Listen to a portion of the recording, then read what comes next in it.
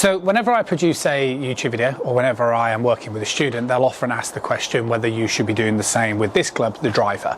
And the answer is fundamentally yes. There are subtle differences in certain different types of shots in golf. So particular things, maybe like a lob shot or a bunker shot, might be a slightly differing approach and technique to say like a chip, bump and run.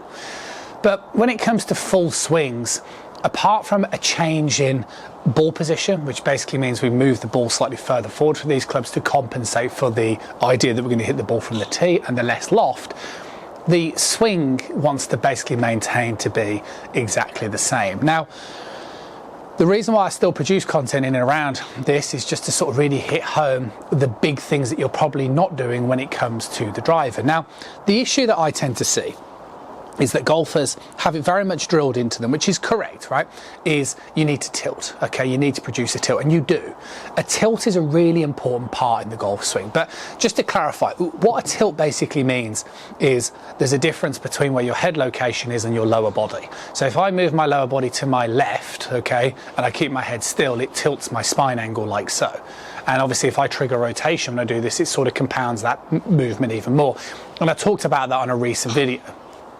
Now, we do need an element of tilt with the driver, but when it comes to setup, if I sort of keep the ball where it is, but if I bring the club to the centre of my stance, that would be a pretty normal setup where there's an element of tilt. And the reason for this is because my trail hand is lower than my lead hand, like this. So when we hit the driver, we're just basically moving that relationship further forward. So you are producing an element of tilt. What you don't need to do is exasperate that anymore. And this is one of the things that I tend to see in most golfers. The reason why that is such a big no-no is, one, because you'll become so tilted you'll get behind the ball that you can't actually move through. And also, it's kind of a double-edged sword, because if you imagine I was going to hit this ball down the range here, if I sort of get excessively tilted and then turn, what happens is if my head moves too much this way, see, my lower body starts to shoot towards the ball. And then if you're moving close to the ball, you'll come down, you'll always come over the top because you're moving closer to it. But from this perspective, it doesn't feel that way. And that's when golf gets a bit messy, because we have different sort of planes of motion. But to bring it back to our real point, we do need to make tilt, but you don't need to massively exasperate the tilt in the actual setup position itself, because what I'm trying to say is it will ruin your functionality of rotation in the backswing. But what we do need to do is, once we get set up, is we still need to produce a similar motion to what we would see with regards to an iron swing. And one of the things that I always like to see is this sort of what's known as a recentering motion. Now, recentering motion basically means when I take the club back, okay, so say to about the edge of my foot here, what should happen is my head would stay pretty orientated where it was before, okay, but I'll shift my weight very quickly in towards my trail side. Now, from this point in time, as I then swing up, my lower body needs to progressively move slightly towards the lead side. Okay, so a couple of inches in this sort of direction, like so. Now, as I do that, so I keep my head still, and as I turn here, can you now see the way that produces more of the tilt? Okay, like so. And then as I come in towards this downswing, I can then continue to shift my weight towards my lead side. My head will stay still, and that produces the tilt. And the tilt is what helps us hit up on the golf ball. And again, you see my lower body's to the left, my head stays still, and again, this produces the tilt. Now, that's what I would class as more of a functional tilt. Okay, if I'm sort of moving this way and this way, that is a functional movement, but I'm still tilted because my lower body's ahead of my head.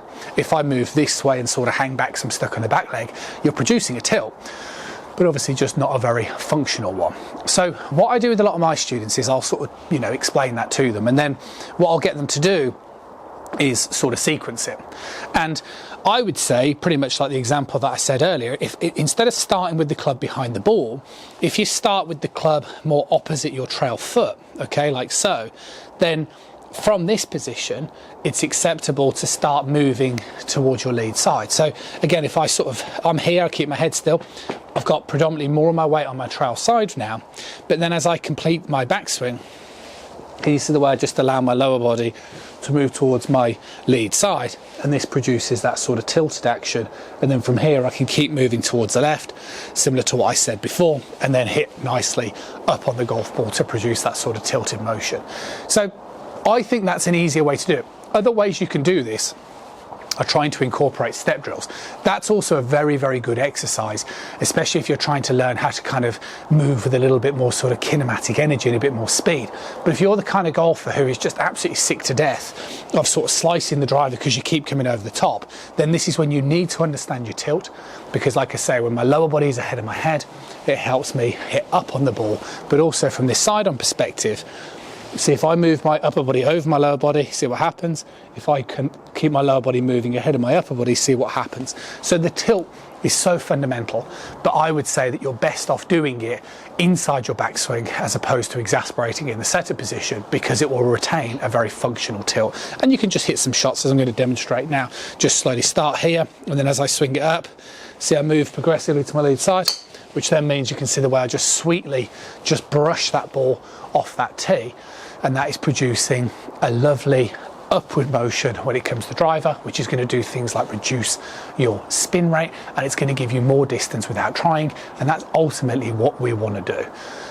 I go out on the golf course a lot with students, okay, and I do this with a lot of my online students and sort of show what happens, and it's really common that golfers lose the tilt, particularly a driver, or they try and exasperate the tilt and they get stuck on the back leg, which then means that you just don't get anywhere near the distance that you're capable of driver. So I would just experiment with it. I would stop starting with the club behind the ball, you start with it more opposite your trail foot, then move into that lead side, and you might just surprise yourself with how good the results are. See you soon.